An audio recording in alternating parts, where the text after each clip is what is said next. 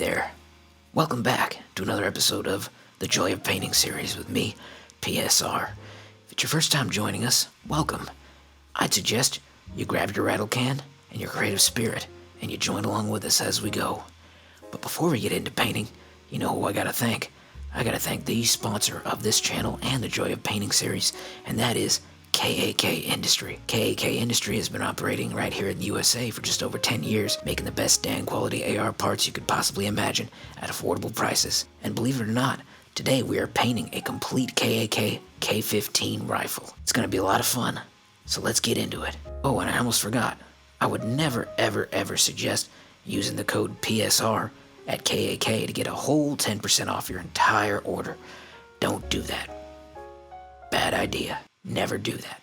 Now, on our very first episode of the Joy of Painting series, we painted a KE Arms KP15 lower matched with a Chad length 20-inch barrel upper from KAK. Like I said, today we're painting a whole rifle from KAK because they just started making complete rifles, which I think is awesome. But before we get to painting our K15 rifle from KAK, I want to talk about some of the features of it and some of the upgrades I did to it before we get started painting. So this K15 in particular has a 13-inch M-LOK handguard with a proprietary clamping system that KAK designed themselves. If you haven't watched my torture test video of it, check it out. It's not on YouTube anymore, but you can find it other places. It features a 16-inch barrel and a mid-length gas system, which is personally my favorite gas system. The bolt carrier group is an M16 auto-profiled carrier machined from aircraft-grade bearing quality 8620 steel. The bolt is machined from a single piece of 9310 steel, heat-treated properly, precision ground, shot-peened, and MPI'd. The lower is a billet lower, made by KAK of course, and it is CNC machined from a solid block of high-quality aircraft-grade aluminum. Cool thing about this billet lower is the pocket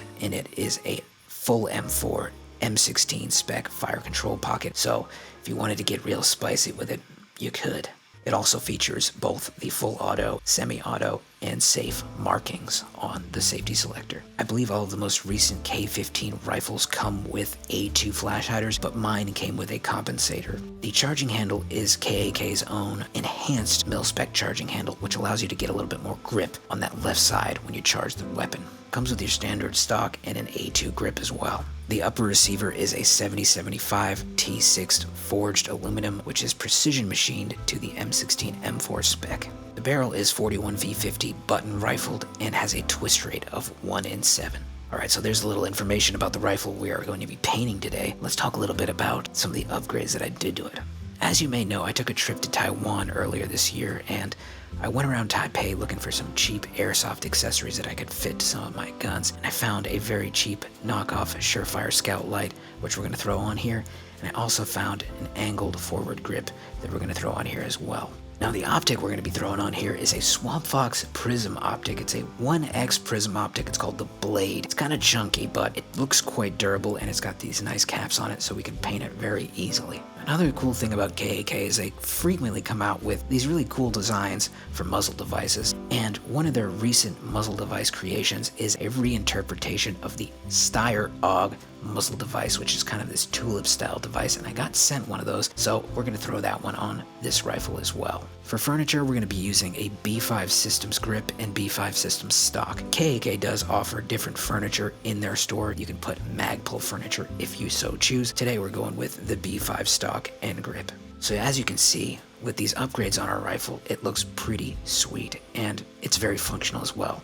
But there's something missing. It stands out like a sore thumb. We're trying to make it disappear. And how do we do that? Well, we paint it. Remember, if you like your rifle, if you want to shoot your rifle and use your rifle, paint that sucker. Alright, let's get into it. The paint that we're going to be using today, in order of appearance, is Hunter Specialties Marsh Grass, Rust-Oleum Army Green, Hunter Specialties Olive Drab, Hunter Specialties Mud Brown, Rust-Oleum Deep Forest Green, and Krylon Matte Black.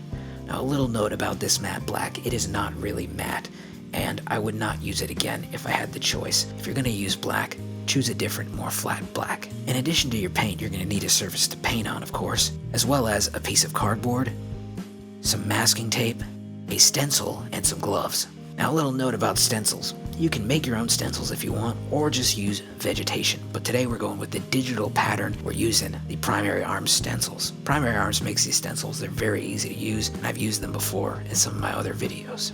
Now, there's no wrong way to paint a rifle, and that's important to remember when you get into this. You can mess up as much as you want. You can always take some paint remover and get it off. Nothing's really permanent when it comes to rattle canning your rifle, so don't stress if you mess something up. Now, there are 4 things that I make sure that I usually tape before I get started painting my rifle. One of them is the trigger. You could always paint over the trigger. That's not a very big deal. It's probably the least important one not to paint, but I prefer to cover the trigger. So we're gonna wrap that thing up with masking tape. Next, the most important thing to tape up is glass over your optic and glass over the head of your flashlight. Your flashlight won't work if it has paint over it, and neither will your optic. This optic, like I said before, features scope caps, so we don't have to worry about taping it up. The last thing that I cover to make sure that none of the paint gets in is the muzzle device. I take a little bit of painter's tape, roll it up kind of thin into a tube, and then stuff that sucker into the muzzle device. That way we can paint over our muzzle device, but the paint won't get into the inside of our barrel and fuck with our rifling. Another note about the paint, so when I rattle can things, what I usually do is I go from light to dark shades. So we're gonna start out with the Rust-Oleum Army Green and the Hunter Specialties Marsh Grass, which is sort of a FDE color. So what we're gonna do is we're gonna go from light to dark and end up on the last coat being our matte black. Now, if you really want your paint to stick, you could always soak it in some hot water, not boiling water, but some hot water beforehand, just to make sure that paint is nice and warm, particularly if you're in a colder climate. But regardless of whether you heat your paint beforehand or not, what you gotta do is shake it up. When I say shake, I mean violently shake that paint. Shake it so much that your neighbors may think you're having some kind of episode, maybe having a seizure even. I mean, shake it violently. Shake the devil out of it. Shake the piss out of it. Shake the living fuck out of that paint.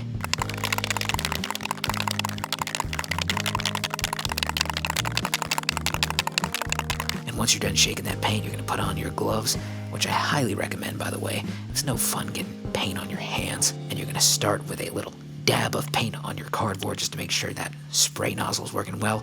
And then what we're gonna do is we're gonna go 45-degree angle strokes across. We're gonna kind of do a little striped pattern with our army green here. And what we're gonna do is we're gonna go back and forth between our light colors. So next, we're gonna use our marsh grass flat dark earth color, and we're gonna fill in the spots that we missed with our army green. As you can see here, the colors really blend in together quite nice. They're very similar colors, very, very light. Now, when you're done with that first coat, you're gonna let it sit for about 2 to 3 minutes, and then you're gonna start with a second coat. And then you're gonna keep going on that rifle till you get some nice coverage. Don't forget to get the top and the sides of your rifle as well. Another note that I forgot to mention is I always use my magazine as a way to plug up that mag well, and in addition to that, we get our nice aluminum GI magazine painted in the color that our rifle is painted. So it goes with the rifle and matches the colors.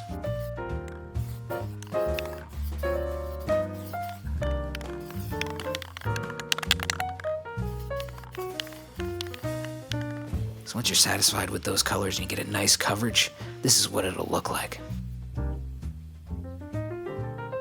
Next, we're gonna take our Hunter Specialties Mud Brown and Olive Drab, and we're gonna start with our next coat. We're gonna do something very similar with these. We're gonna go in that same diagonal 45-degree direction, but of course, make sure you shake the devil out of that paint first. So we're gonna take our paint and we're gonna go diagonally, just like we did before, but with our darker colors, so we get a nice blend between that darker green and that mud brown color. So we're gonna start here with our olive drab, and we're gonna go in those diagonal strokes just like we did before. And don't worry if it appears that this might have a shinier sheen to it. It doesn't, because it actually dries quite matte.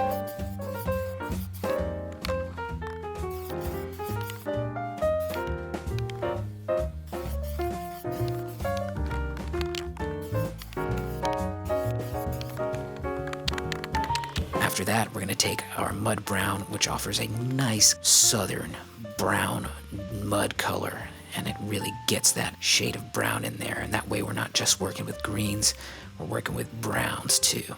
I worked with browns this morning on a big dump. It felt quite nice. Now once you go diagonally and you feel good about that, and you get some good coverage, your rifle's gonna start looking pretty dang good. You could stop here, but of course, we're doing digital woodland, so we're gonna keep going. Once you do at least 2 coats of that, it's time to move on to the next step, which is using our primary arm stencil. So what we're going to do is we're going to lay our stencil nice and flat, and what we're going to use is our deep forest green, which is a kind of a nice dark matte green. This is a Rust-Oleum color. And we're going to start at the stock and move forward towards the muzzle device, making sure as to use our pattern and our cardboard in order to not get any overspray around the edges of that stencil, because then we're going to start getting lines that we don't want. We want this to blend into our surroundings, which is the nice thing about the digital camouflage pattern. As we go over our middle of our lower receiver, it's going to be a little bit harder to get some of those nooks and crannies with the flat stencil, but it's okay if not every single line is perfect and there's some blurriness and sharp lines on the stencil. Here we are on our handguard, getting a nice coverage there, and I like to try to make sure that I get some of the smaller dots on there as well. Now this is what our rifle looks like after we're done with the deep forest green. It's looking really good. Next up, we're going to use our black. This matte black is not fully matte black, so I would suggest using a different brand. But we start just like we did before on the stock, and there we go with our digital pattern. It's really starting to look nice now. Moving along the rifle, getting a nice coverage there. Along the handguard, along the magazine, can't forget the magazine, and the grip, of course. And as we go, if you're feeling like, oh, I messed something up, I put too much black, you can always go over it with one of the lighter colors and start over. No big deal. There's no such thing as mistakes, only happy accidents. And there's our finished product. Looking really darn good. But you know what? We still have a whole side of the rifle that we haven't painted yet, so we're going to flip that rifle over and do the same exact thing on the other side. Here's a little fast-forwarded time lapse of the other side that I painted.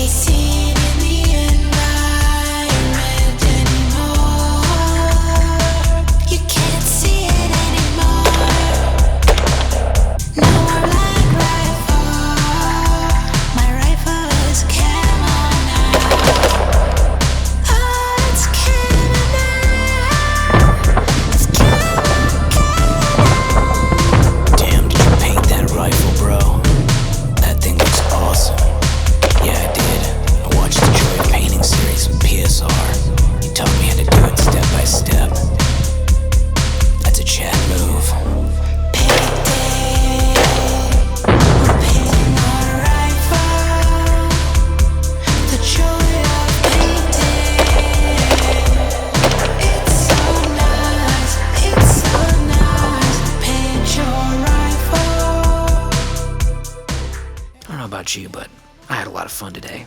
I think that worked pretty well. I will say, depends on the environment that you're in, what colors you use. So you might use a slight different variation, or maybe you'll use more forest green, less forest green, more tan colors. If you're in an arid environment, it's all up to you. This blend of colors maybe lends itself more to a darker green forest environment rather than lighter springtime. So maybe this would work better in the fall than the spring. In the future, maybe I would add a little bit of brighter green color to our base of our rifle to kind of get that blend a little bit better during the summertime. But like I said, depends on the environment. Here's what our rifle looked like before,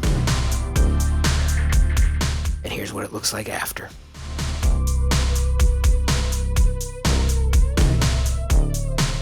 Here's a time lapse of all the different coats.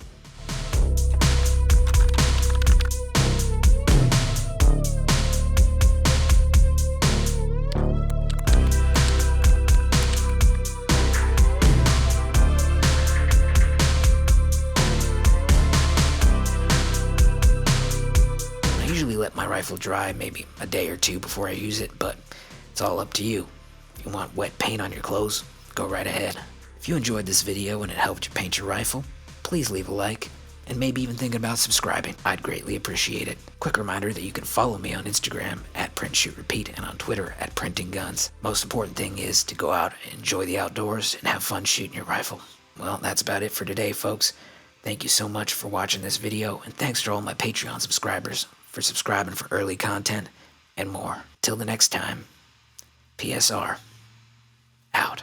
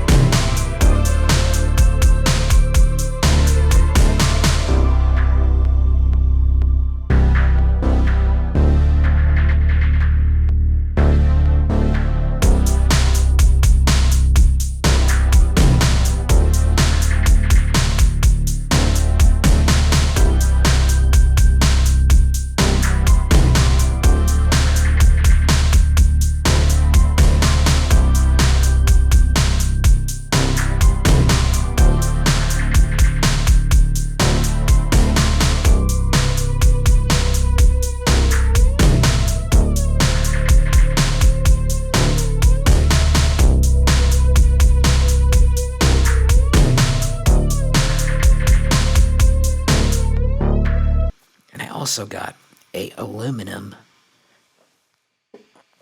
KP15